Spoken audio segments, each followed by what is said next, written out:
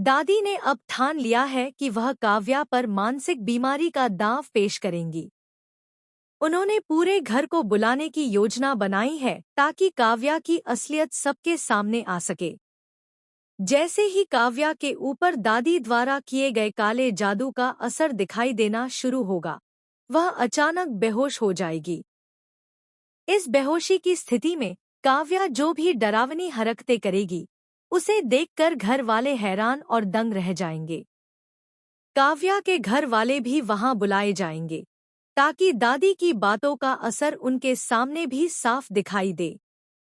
दादी अपने कटु शब्दों में कहेंगी कि अगर हमारी बेटी यानी काव्या मानसिक रूप से बीमार थी, तो फिर उसकी शादी आरव से क्यों हुई? और अब देखिए आरव की दूसरी शादी का पूरा प्रपंच किस तरह रचा जा रहा है। यह सुनते ही घर में एक डर और अविश्वास का माहौल बन जाएगा। हर कोई सोच में पड़ जाएगा और काव्या की हालत देखकर सभी के होश उड़ जाएंगे।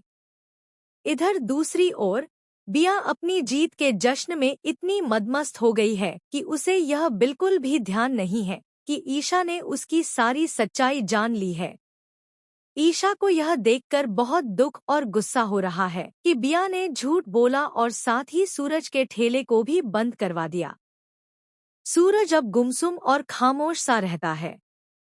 उसके भीतर का गुस्सा धीरे धीरे उबल रहा है, जैसे कि कोई ज्वाला फूटने ही वाली हो। वह अपने दिल की पीड़ा और नाराजगी को छुपा नहीं पा रहा और उसकी आंखों में बिया के खिलाफ गहरा आक्रोश झलक रहा है।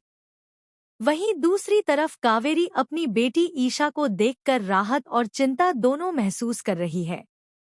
उसने अपनी बेटी को देखा और तुरंत महसूस कर लिया कि ईशा खतरे में है। गुलाब सिंह की पकड़ से बचकर कावेरी अब सीधे अपनी बेटी से मिलने की योजना बना रही है। वह अपनी बेटी को बताना चाहती है कि उसके चारों ओर कितने बड़े खतरे मंडरा रहे हैं।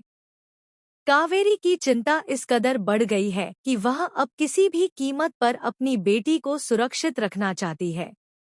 इस बीच काव्या की हालत लगातार बिगड़ती जा रही है। बेहोशी की स्थिति में उसके किए जाने वाले डरावने हरकतें घर वालों को पूरी तरह स्तब्ध कर देंगी।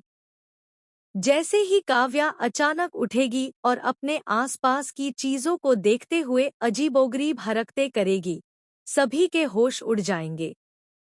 दादी के जादू का असर साफ दिखेगा और काव्या की मानसिक स्थिति को लेकर परिवार में अफरातफरी मच जाएगी।